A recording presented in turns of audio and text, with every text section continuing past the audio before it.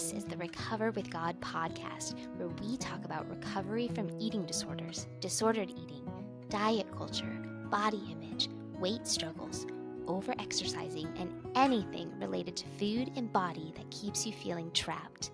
The enemy wants to distract us with these struggles, and that is why recovery with God is so important. This podcast will point you to God and the hope and freedom we have through Jesus, whether you're here for your own recovery or you want to help someone you know. So let's dive in and hear what God has to say through this episode of the Recover with God podcast.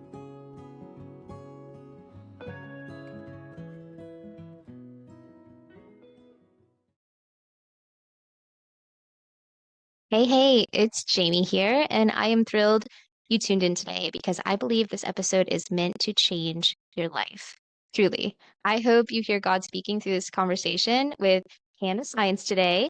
Hannah has a master's degree in dietetics and nutrition. She just became an official dietitian nutritionist, and she is also the host of the Your Daily Bread podcast. If you missed my episode with Hannah's co-host, Abby, I'll link it in the show notes too. But today I want you to hear Hannah's heart and her God-given wisdom on nutrition and how all of that fits so well with the truth in God's word. So let's do this. Hey, Hannah, I'm so grateful to have you on the podcast, and I know God is just going to be all over this conversation. Yeah, thank you so much for having me. I'm really excited. Yeah. And for anyone listening, or if you've listened before, you know that zeal is one of my favorite words. And my own definition of this word is living with a passionate and persistent pursuit of a purpose. And yes, I added persistent from season 1 because I really think that's with the word zeal very well. And so I like to ask all my guests what I call the zeal question. So, Hannah, what does living with zeal look like in your life right now? Yeah. So I love that passionate pursuit of a purpose. Mhm. As a follower of Christ, I believe that we know our purpose on this earth as believers, right?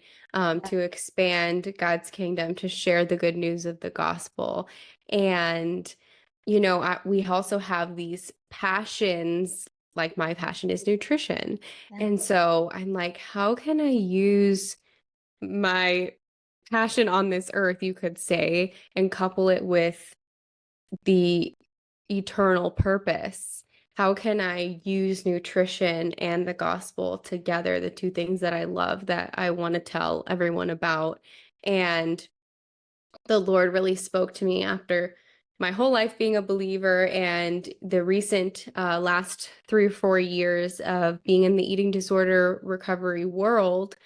The Lord really said, like, you can do both. You can do both. You can couple them together and speak the truth to people who are feeling broken about their bodies and food and exercise. And so that is the picture of, a passionate pursuit of a purpose in my life right now.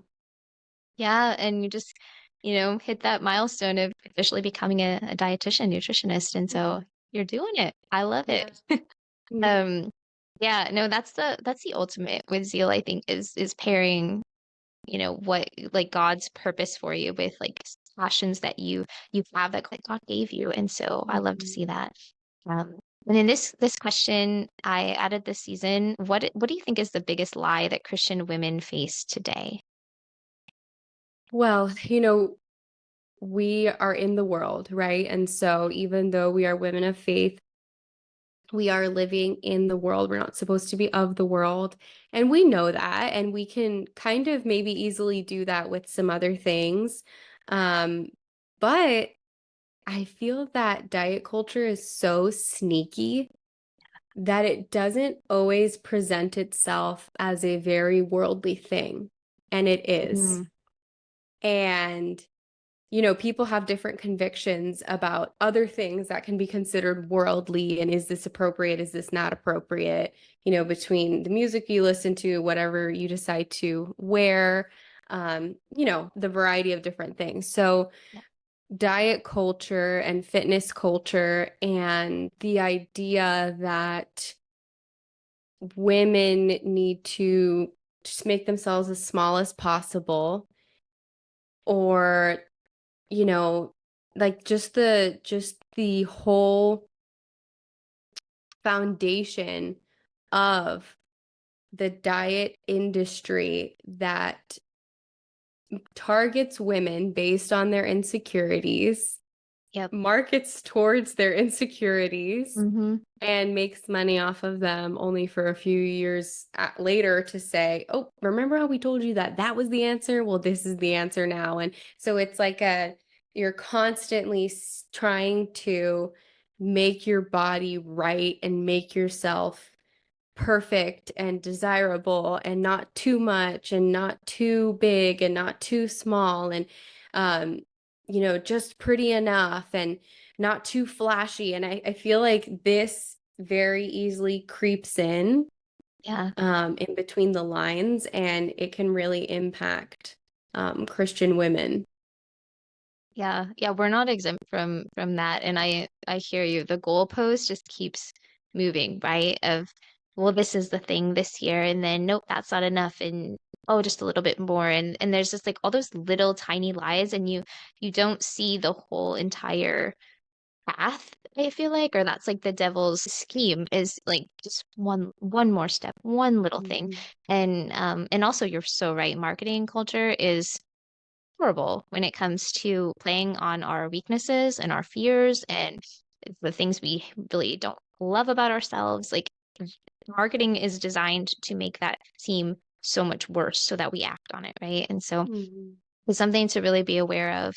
And we're gonna in this conversation talk more about truth. And so I think, replacing those lies with the truth of God is the antidote.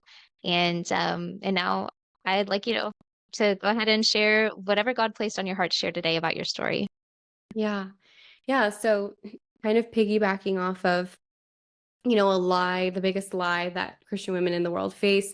There's a Mhm. quote, and I don't know who said the quote, but it says, diet culture forces women to face the mirror instead of the world. Mm. And we are in this world again, but we're not called to be of this world. And so that is a worldly quote, but we can look at it with our Christian goggles on and know that when we see face the world, we want to face the world and go into it and spread the good news of Jesus Christ.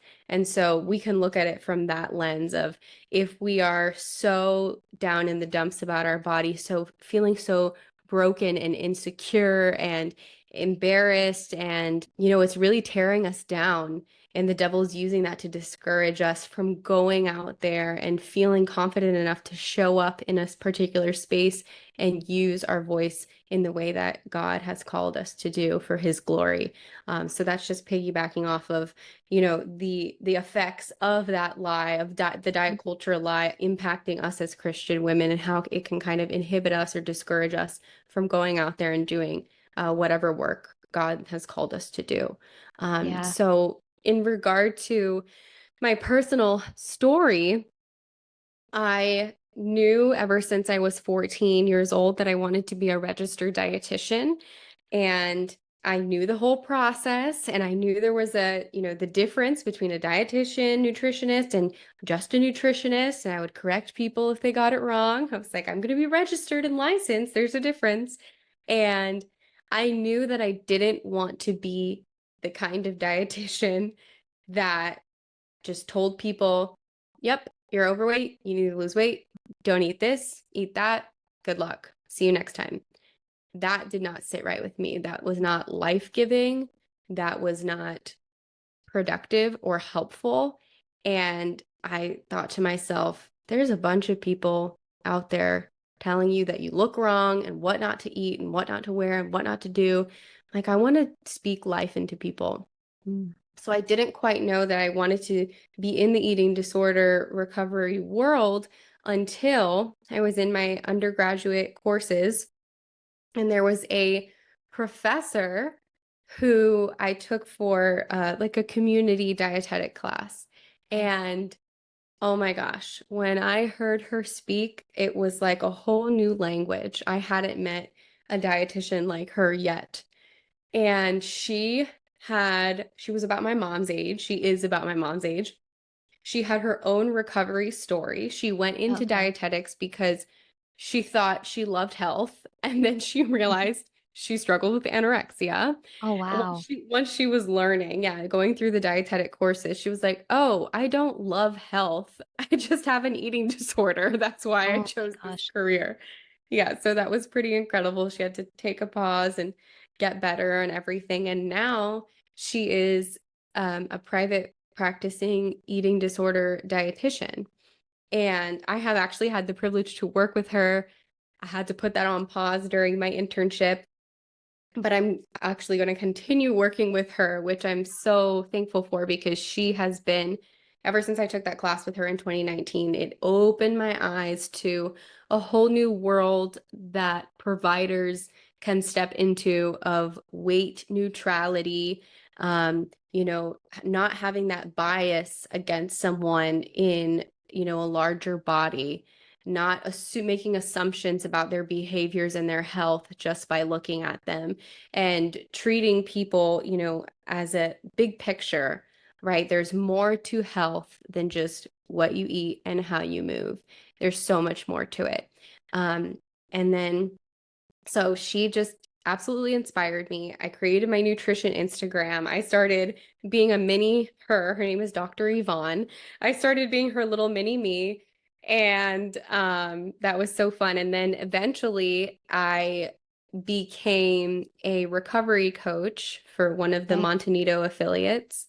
And that was, oh my gosh, it was incredible. It was hard work, but it was so incredible. And when you would see the clients go through the treatment process, kicking and screaming at the beginning, biting the bullet and going through it, and then coming out on the other side and saying, thank you so much. And just being so filled with gratitude, and just seeing like that transformation in their eyes from when they're admitted to when they're discharged. Unfortunately, it's not that smooth for some people. Some people have to come back a couple times, but seeing the journey and sitting with these people in their hardest moments and then celebrating with them with the wins, like it was just so fulfilling for me. So I did that for a while. I also created like a meal support program online through another outpatient eating disorder program that was also online. So I would do meal support. I would have meals with people, and that was very powerful. Eating sounds like a simple thing for people who just don't, who don't get eating disorders. They don't Right. understand it. Sounds They're just like, very, oh, just eat. yeah, just eat. What's the big Mm-hmm. deal? It sounds very black and white. Um, but I would be on there having breakfast with my clients, and they would cry, and things would come up, and it's so much more than just the food. It's so much more than just the body. It really actually isn't even about any of that at all. It starts in the brain. That's where recovery starts. So that's where I am. I had to pause those things. I couldn't work during my internship, and got a variety of experience through that. And now I'm settled and credentialed, and I'm going back into the eating disorder world to continue helping people in that capacity. It's amazing how, you see like those moments where God kind of steers the course of what you're already, doing, and, and meeting that professor and hearing her story, which just shows the value of sharing your story, no matter what it is, because you just never know who it's going to impact. And for you, you didn't have an eating disorder, but it still impacted you in a way that now you can help other people. And I just really appreciate what you shared about just the emotions that come out with, some of the clients or the people that you've worked with, and how, crying, just crying while you're eating something. I for sure can relate to that. I have done that in my past when I was recovering or before I recovered. It's terrifying, or it's very scary. So if anyone's listening right now and you think, oh my gosh, I have cried or just about cried when I was about to eat something that I didn't want to eat, or I was afraid of what it would do to my body. Number one, you're not alone. Like, that's that's something that so many people have experienced and why people have reached out and are working with you, Hannah. And I am just so excited to see where God leads you next. And I love that you are bringing faith into, you know, helping women, helping people to recover because that's it's so key. As we talked Yeah. about earlier with the truth and replacing that with the lies that we hear so prevalently in this culture and in the world and separating ourselves from that. So yeah, Mhm. I appreciate your story and really excited for you to take this next step in your journey there. You've mentioned, like you're now a licensed registered dietitian nutritionist and you have your master's degree as well. And I know you like to get into the science of nutrition, and that makes total sense given your degrees and your experience. So what are your thoughts on the misinformation and the bad nutrition advice that you see out there on social media, out in the world as we've been talking? And where can people find the truth?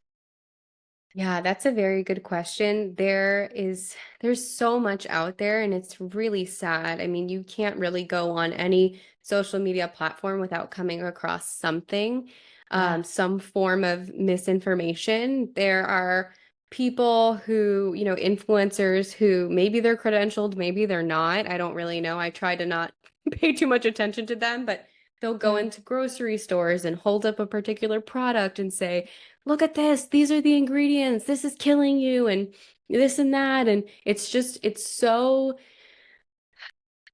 loud, it's so fear-based, it's mhm, so dramatic, and it's not from God. It's not from God. We've talked about this on your Daily Bread podcast, how God does not give us a spirit of fear. Amen. And we should not be reactive. We should be proactive. God gave us beautiful brains with the ability to learn and collect information and make decisions based on what we learn and our personal experience.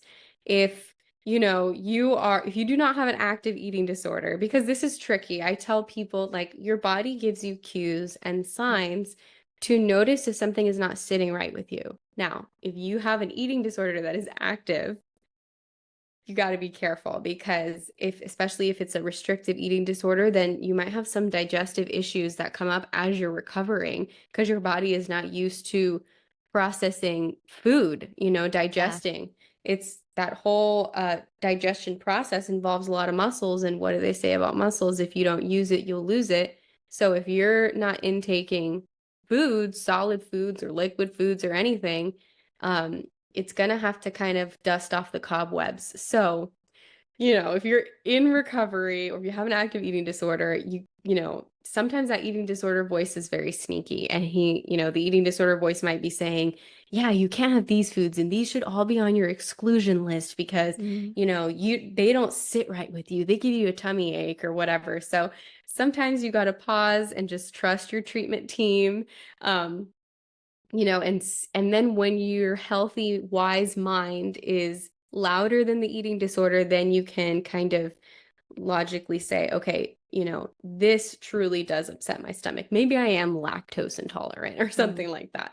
So that's my disclaimer. Um, but for the average individual who is, on the other side of recovery, or maybe just the average individual who hasn't experienced any disordered eating, when we're eating different things, there are certain things that might bloat us very extremely. There are other things that might not sit right with us. Maybe those are things that you can look into eliminating temporarily, maybe permanently. You want to make sure it's not an entire food group. But these individuals that are online listing all these ingredients and saying that they're bad just because they can't pronounce them, mhm. that's not helpful. That's not scientific. Everything is a chemical, even water Yeah. is H2O, I've heard that so one. yes, and it's true. Everything is made up of chemicals and we can't just assume that because something has additives, maybe it's for shelf stability. Maybe it's Right. because it's a canned product or something that can remain in your pantry for a long time. Well, yeah, it's gonna have a couple things added to it so it doesn't get moldy. Yep. You know? Yep, yep. Canned goods, we can buy canned goods in the grocery store, but people have been canning for a long time and they're using probably similar techniques in terms of, what they add to give it that shelf life, if you will. Yeah. So, yeah. No, I've Yeah. definitely seen those influencers out there holding up the items in the grocery store. I can picture like faces right now doing that. It's not helpful, and Mm-mm. it's sad because I think it can be very triggering for people with disordered eating or eating disorders, Mhm. and it's also not helpful for the average individual who's trying to figure out how the heck to be healthy when it feels like everything they think is right, someone else says is wrong. So there's a lot of controversy around, oh, seed oils are gonna kill you. And I'm like, okay, we can calm down. We have a whole episode on seed oils on your Daily Bread podcast. But, Yeah. I always tell people, I'm like, nutrition is very individualized. But in general, for the most part, we really should be including all the food groups. You need to have carbohydrates, you need to have protein, you need to have Mhm. dietary fats. Yeah. And, obviously fruits and vegetables are great. I'm not a dietitian who's anti fruits and Right. vegetables. Um, you know, so yeah, carbs, fat, protein, fiber, um, all very important and all deserve a place on our plate. And we shouldn't be afraid of foods. And if there's something that's very concerning to you, I would challenge you to find a professional that you trust to further inquire, look into it a little bit yourself, and also pray. Mm. Ask God, invite him into the table with you, invite him into the grocery store with you, and into that conversation that you're having with yourself about, is this food good? Is this food bad? Should I be buying organic? Should I be buying this? That's all. Most of the time, it's a personal choice, and it's really not going to be that detrimental. If it's something like GMOs or no GMOs, organic or no organic, Mm. it's really just about if you have the budget for it, to be completely honest. Yeah. Um, and I think another lie that Christian women don't realize they're facing is the lie that's part of diet culture that fools us into thinking that we can evade disease and death by Mm. perfect eating. That's Because good. Yeah. last time I checked, death and disease are in the world because sin is in the world. Yeah. And the only way that we can be rid of disease and death is when we're in the presence of the Lord. So Yeah. no perfect eating plan, no perfect exercise routine will grant you eternal life. And I think that's something that a lot of people somewhat, don't realize that they're falling into believing that if they eat perfectly, they'll live forever. And that's not the way, the truth, and the life. We know that Jesus Christ is. So, So true. Yeah, I didn't even think about that, but it's because yeah, you've heard the stories. I'm sure I know someone that I went to school with in high school, and his dad had a heart attack in his 40s, and he was a runner and super healthy, and it was very unexpected. No health problems before that. And if there's a few other people, I think my husband knows that that's in similar situation, and then you hear those stories. They're interviewing some 100-year-old woman on the news, and they're saying, "What was your secret to living this long?" It's just like, I ate potato chips or so, something like that, like or Pepsi drinks. every day. Yeah, exactly. And honestly, whether it's smoking, drinking, whatever, like there's people who smoke and they get lung cancer young, and there's people who never have too many health problems, and they do the same thing, and it goes beyond, eating disorders, and in Hmm. food it can be a lot of different lifestyle choices that you make, and some people just, genes probably come into play. We were talking before recording, and I'm not a science person, but I can imagine genes do come into play with that too, and just some of that's inherited. So, For yeah, sure. you can strive and strive and strive, and God doesn't want us to strive for something that is truly out of our control to Mhm. a large degree. So, I'm Yeah. so glad you brought that up. Yeah, and I've talked about too how I talk about this a lot actually, like, you know how the Lord says our body is a temple, right? And so Mm-hmm. people might take that and say, my body's a temple, I can't have cake. And I'm Mm, like, well, no. I don't really think that's what we were supposed to take from that. no. You know, we want to steward our bodies well, and food is fuel, right? We Mm-hmm. need to have these pit stops every, certain point in our day, whether it's a meal, snack, whatever it looks like for you. But we need those pit stops so that our body can function properly. And God gave us taste buds. So, yes, we can have the cupcake, Mm-hmm. and it's going to be delicious. And what a beautiful thing that God created us to experience not only fuel from food, but pleasure as well. And you know what? That's going to have carbohydrates in it, which are also going to fuel your brain. And there's nothing Mm-hmm. wrong with that. Yeah. There's nothing wrong with that. Yeah. And sugar. I mean, I think back to, I was married 4 years ago and I've recovered 8 years ago. So going to my own wedding, being able to eat wedding cake to celebrate that day, it was just such a powerful freedom, I guess you could say, to just sit there and think there were years ago when I would have been terrified to eat my own wedding cake, my wedding, and to not have to worry about that. Because, God designed us to be in community and food has a lot to do with community. He designed us, the Bible talks about celebrations and enjoying food and drink and all of that. I know that your podcast has mentioned, verses on that. And so yeah, God in the Bible does not tell us to be afraid of food. I think the Yeah. only times I can even think of where there was any type of restriction was like more for a symbolic reason, not for a health reason, right? Like for Yeah. like setting them apart from the people around them, but it wasn't because they were going to necessarily be healthier. It was just very symbolic. So, Right. Yeah. Spiritual, religious fasts are a thing. And mhm. you know, again, I would not recommend if you have an active eating disorder. There's other things that we can fast too, not just food, right? Yeah. I right before my wedding, I got married 5 months ago.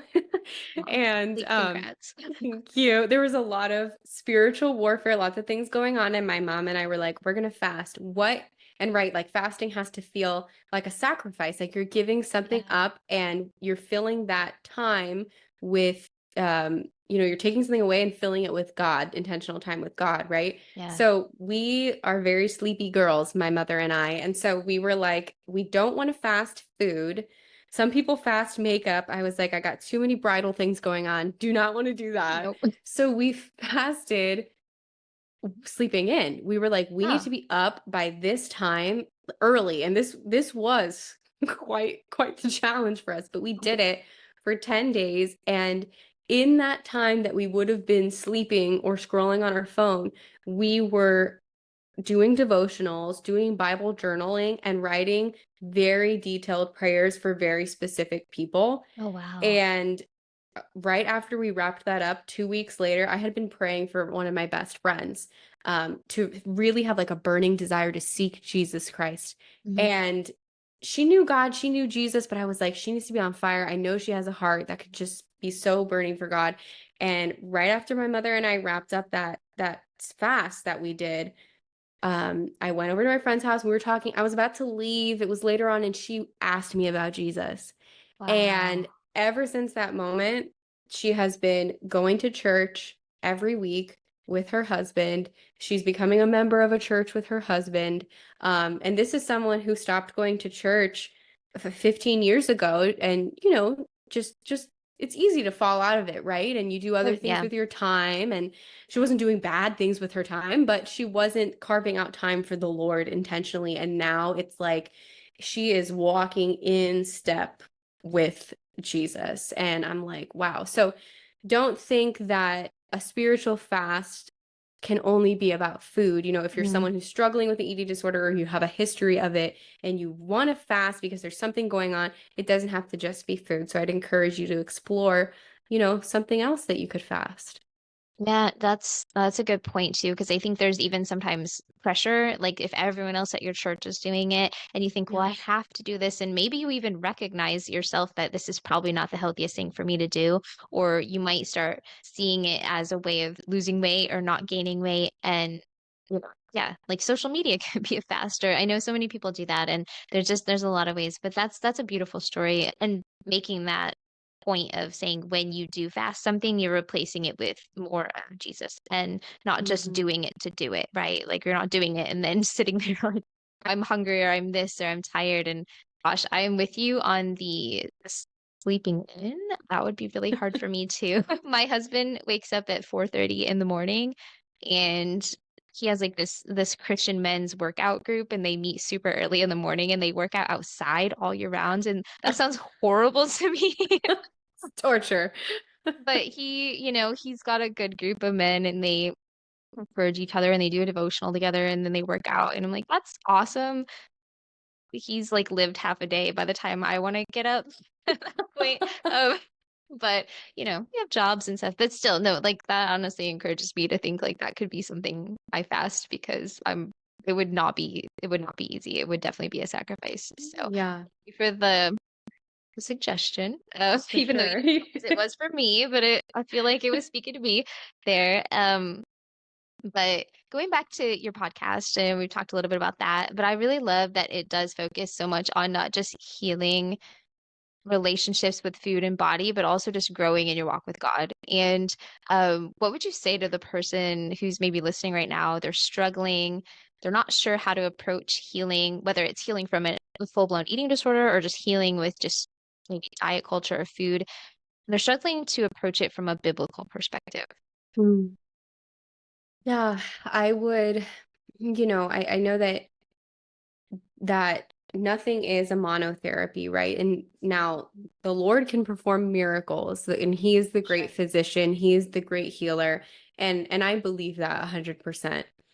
With eating disorders, it's tricky, and there's a lot of moving parts. There's a lot of I always say the eating disorder is sneaky. The person is not sneaky, but they're being manipulated by the eating disorder that's sort of taken over the control panel of their brain. We can picture like the movie Inside Out.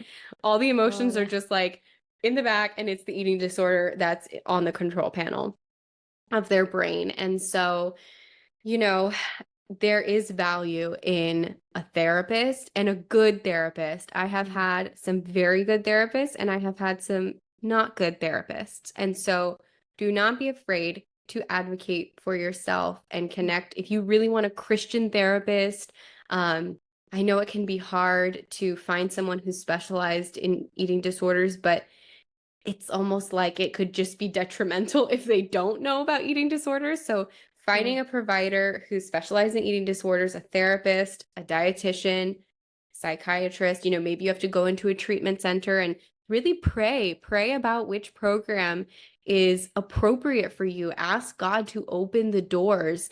You know, I like to make something very clear that, eating disorders are a disease, right? Just like cancer, just like diabetes, just like, Mhm. heart disease. It is a disease of the mind, like depression, like anxiety. And disease and death are in the world because of sin. So it's Yeah. not like you got diabetes because you're sinful and you're sinning because you have diabetes. So you didn't get an eating disorder because you're such a bad Christian and you're so sinful and you were sinning too much. That's not the case at all. No one is immune to any disease or condition, mental, True. physical, and the Lord promises to heal you. The question is, will it be on this earth? We don't know. Maybe it will be, maybe it won't, but you will for sure be healed when you are in his presence, and we're free from disease and death. And so, you know, ask God to remove this burden from you, to break the chains, the bond that the eating disorder has over you and your mind. Like, I mean, there has to be some serious on your knees type prayer, in addition to support from professionals and providers. Um, but it can feel wrong to maybe be praying about that, but it's not wrong at all. Like the Lord cares about us. He loves us. He sees every tear that falls. And with eating disorders, there's a lot of tears. So invite God in, opposite action. When you feel like you don't want to eat the food, you don't want to listen to your dietitian and your therapist and your support group, and you don't want to get on your knees and pray to the Lord, like pray. Opposite action. When you don't want to do it, do it. Yeah. So, Probably when we need to do it even more when we don't feel like it. And yeah, I know like when I was in recovery, getting to that point where I had no other option. And I think, to anyone listening, if your story is similar to mine right now, I think I felt like I had to fix myself before I could go to God. Like I wasn't, worthy somehow, or he wasn't really going to listen to me as much because I was making bad choices or whatever you want to call it. And, that's not true. That's not true. And once I figured that out, I needed to go to God in the middle of the mess and just go with all the emotions. And like you said, when you're not feeling like it, go anyway and speak to God and just talk to him. And prayer doesn't have to be complicated or you have to say the exact right words to God. Like he hears you, he hears what's in your mind. He knows what you're thinking, he knows your thoughts, and he just wants you to talk to him. And so that's such good advice and just keep going back to him. It's a daily process. Like, in the Bible it says like take up your cross and follow me, but it's like a continual day. It's not like a one and done type thing. And the same thing with recovery. It's a daily process. It's a mm, minute by minute process even of, 1 minute I'm feeling this and the next minute my emotions could change or my thoughts could change, but God remains constant. We have to go back to that constant. So mhm. yeah, that's very powerful. There's just so much truth. I even remember for myself when I was in recovery, there were times when, those lies, they're so loud, right? And I would tell myself the truth, like God's truth, even when I actually didn't fully believe it yet, but I knew Mhm. that I had to keep repeating it to myself when it didn't seem true. And eventually that would overpower the lies. And so Yes, it's like, yes. just like keep saying that stuff to yourself, like biblical truth. And even going back to what you're saying about like waking up early and pouring into the word and letting that be in your mind more than the lies or even what you think is true in the moment. But like Bible is the source of truth. That is where Hmm. you're going to find the answers and praying. And then, like you said, having those professionals in your life who also are hopefully, if you can find someone who is a Christian or has that faith-based perspective, that they can also continue to put God's truth in your heart and your mind. Absolutely. Yeah. Absolutely. Um, and I'm thinking probably when this episode airs, we will be close to the holidays. So I wanted to touch on eating around the holidays. Hannah, I know that you talked about this on your Instagram account, and so I know you've probably got some great insight to share. So, what advice do you have for listeners who might be feeling some extra anxiety around food, whether it's the holidays when you're listening to this, or maybe it's a birthday party coming up, or just some event, maybe a wedding where you're going to have to eat food around people and you're just not feeling good about it? Yeah, so I know some of the clients that I worked with in the past were going to be discharged from a treatment program right before the holidays, and they were nervous because not all of their family members knew about their eating disorder. And Oh, they were like, I hope they don't say anything about my body changes or, my plate or whatever the case may be.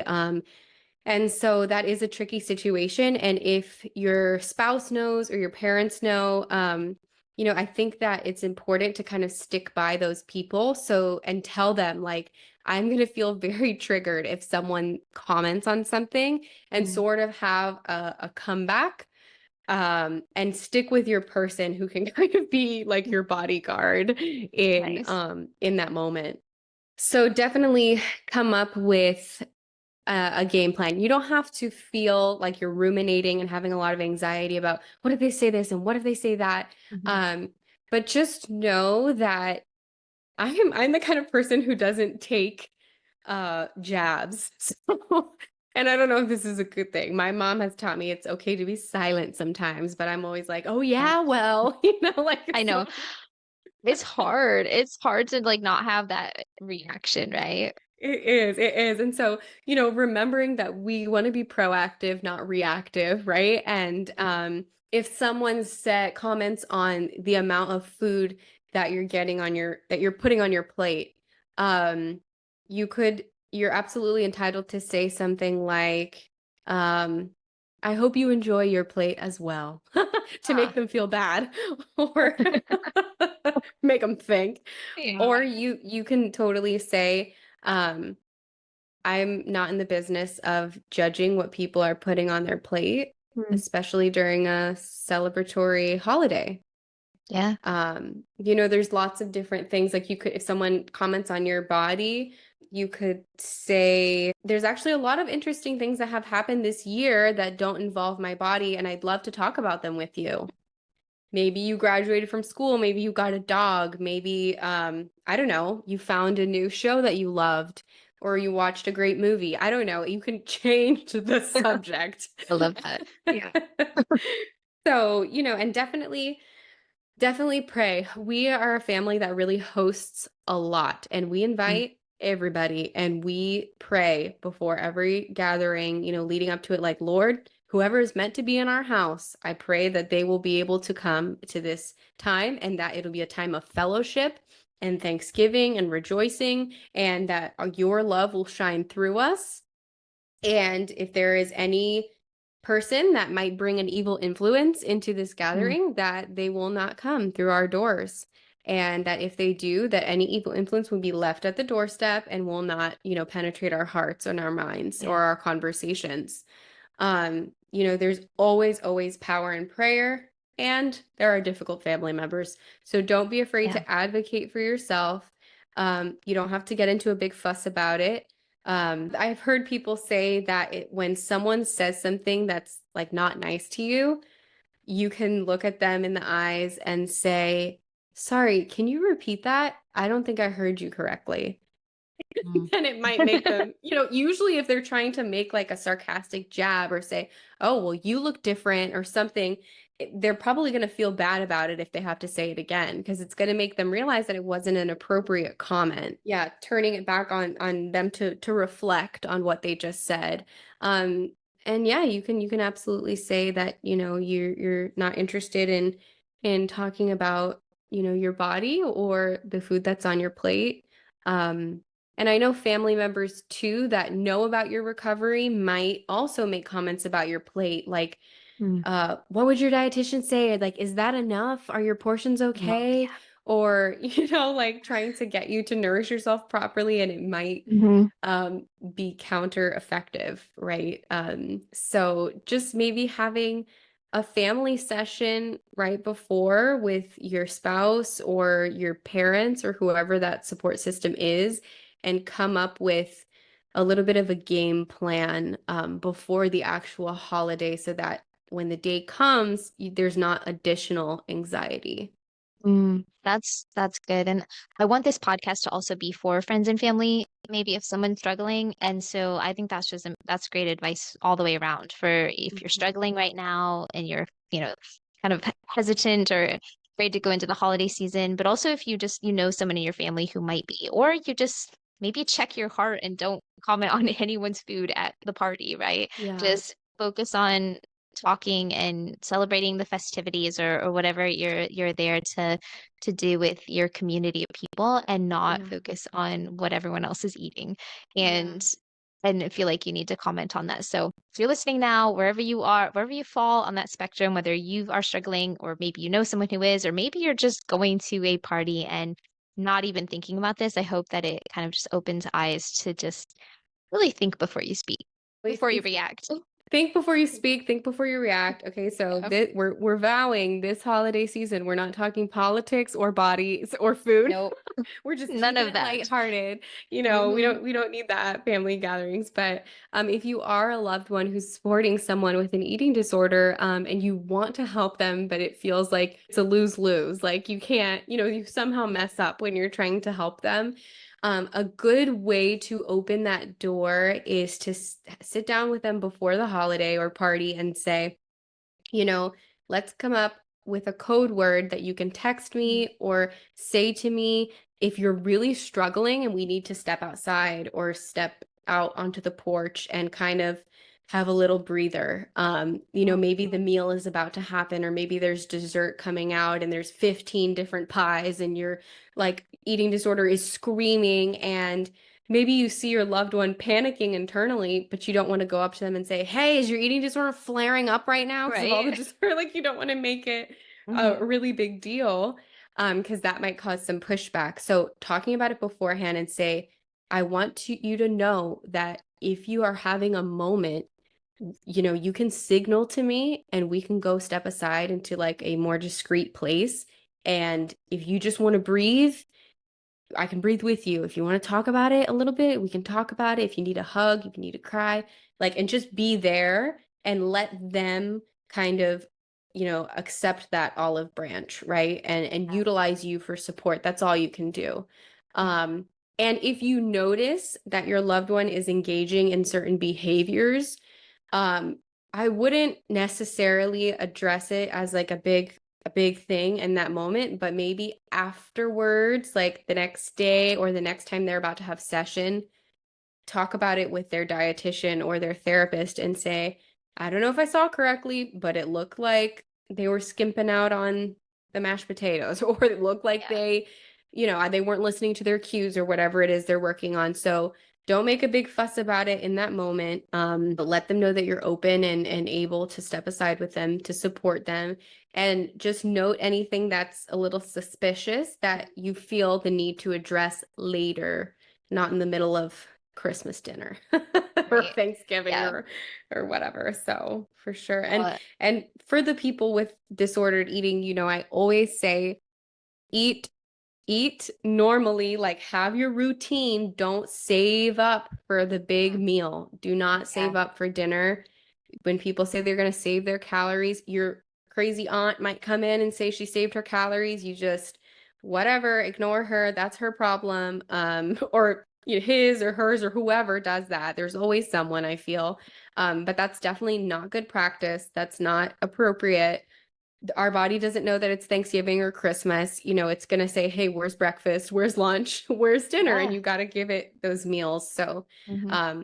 that's not setting you up for success in the moment, because then you're going to be really hungry and you're not going to be Yes. able to listen to your cues properly. So, Yeah, I've definitely been there, done that, and you just feel like you want to binge on everything, and then you feel guilty, and it's a cycle. And it seems scary, I think, to do that because I know I've personally been through it where after recovery, that first holiday hit, and I'm like, okay, I really have to put this into practice. And I think for anyone listening, like it can seem very scary to think I know I'm gonna probably eat a little more than usual at Christmas dinner, and that's okay, but to still eat a normal breakfast and a normal lunch and maybe even a snack before you go, depending on the time of the dinner. And then to actually go into it and think, gosh, I'm hungry, but I'm not starving, and I can have a little bit of everything and feel satisfied and walk away and not feel completely stuffed. And I think too, and you could probably speak more to this than I can, but just even if you do have a meal where you think, I ate a little more than I should have just because I feel uncomfortable, not because you feel guilty, but just uncomfortable. And like that's a learning opportunity to just think, what could I do differently next time? for sure. For sure. It's part of life. We're not robots. Our schedules are often changing. It's part of normal human life to say, whoa, I totally missed my snack and now I'm feeling it. Yep. And you regroup, you have your snack, you learn from it. Or, on the other side, whoa, I was kind of out of touch during this meal and I ate a little bit more than what I'm usually comfortable in my body with. And just note take that and move on, because some people get so uncomfortable with that feeling of extreme fullness. It is uncomfortable. You feel Hmm. bloated and you feel in that moment like it's never going to go away. Yeah. But I promise the feeling will go away. Your body will digest, your body will use the nutrients that are inside of it, and you will feel better in a couple hours. There's no need to be reactive again. Mhm. Our God is a God of order, right? That's demonstrated in Genesis, the order in which that God created the heavens and the earth and everything, all of Yeah. creation. And so we can't be reactive, explosive, scared people, right? We're supposed to model God, and he's an example for us, and so we want to be cool, calm, and collected, even around Yes. food. So Yeah. yeah. Yeah, I feel like bodies know what to do with food, right? Like it's gonna, like you said, it's gonna digest. It's gonna use what you ate. And so I think kind of just to sum up this part of the conversation, just if you are feeling any type of anxiety around the holidays or any event that you have, it could be at work, it could be, if someone's bringing donuts in your office, just any time where you feel anxiety around maybe unexpected food or you're around food that you're uncomfortable typically eating. Just I hope that you can, remember some of these tools and these tips and put that into practice. And even if it's just one, I know sometimes it can seem so overwhelming to feel like you have to heal and recover and you want to try all the tips and all the things. And even if you just employ one of the things you hear from this episode, and that's a start, like that's progress. So don't discount that, please. Hannah, thank you so much for all of your advice and just kind of going back to earlier when we were talking about there's so much misinformation out there. And I am so thankful that you were able to give us all listening some knowledge and some expertise, some things to look out for that's not true and to really just put our God glasses on. I think when we're scrolling Instagram or wherever you're looking and you're seeing this information out there, to really just take it back to God and pray about it and see what he says and where he leads and how he wants us to treat our bodies to to be fueled properly to serve him, right? That's Mhm. really what it all goes back to from even that first question about, living with purpose. So such a great conversation. And I would love for the listeners to know how they can connect with you, how they can listen to your Daily Bread podcast. I know you also have a journal that I would love for you to talk a little bit more about. Yeah, so you can listen to Your Daily Bread podcast on Spotify or Apple Podcasts and YouTube. So it's quite similar to this one, and we've actually been able to meet a lot of really wonderful people, fitness coaches who are also approaching the fitness world in a biblical and weight neutral way, Nice. and other individuals. So it's been incredible. People just like Jayme, people just like myself and my co-host Abby, and you don't really know how many resources are out there. And it's so good to rewire your brain with listening to the truth from as many different perspectives, and resources as possible. So it's very helpful. So it's called Your Daily Bread Podcast, Spotify, Apple Podcasts, and YouTube. And we also have an Instagram account. So you're welcome to connect with us on there as well. I do have a guided reflection journal called Believing Your Body, and that is available for purchase on Amazon. And so I had created that a while ago, actually, like in 2020, and it was designed for people who struggle with disordered eating or feel like they have been chronically dieting for years and just feel out of touch with their body and want to pause and reconnect and figure out what healthy means for their own unique self. And so there are different prompts. The book is pink, which I think is pretty. There's prompts you can write in it. There's also little bits of information that can be very helpful for some people. So it's an easy grab on Amazon. It's called Believing Your Body. Um, and, our podcast, Your Daily Bread podcast, is for people, Christian women who realize maybe that they've made health their idol. They've made their body and fitness and physique their idol, and they feel convicted by that. Or maybe you think you haven't, and then you'll listen to it and realize maybe you have. Yeah. And so it's sort of, we've challenged that with scripture and, kind of tap into what does Jesus model for us? Mm. Because there's so many instances where he's sitting at the table with his disciples, with other people, and there's food and there's drink, and what does he do? And so we take a close look at that in our podcast. You can also connect with me on Instagram. My username is every.body.nutrition. You're welcome to follow me on Instagram. I'd love to connect with you. And I will link all of that in the show notes, your podcast, your journal, your Instagram account for the podcast, your Instagram account, and just all of it will be there for anyone listening. If you, didn't happen to write that down, maybe you're driving, go there, you can get all of that and connect with Hannah.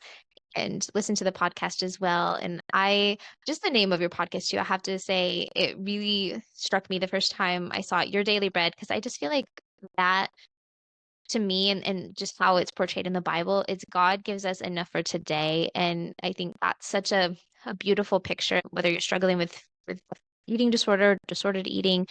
Sometimes we feel like, just I think just taking it day by day is such a smart move. And God tells us to do that. And like He provides enough for what we need for our bodies, for our lives today.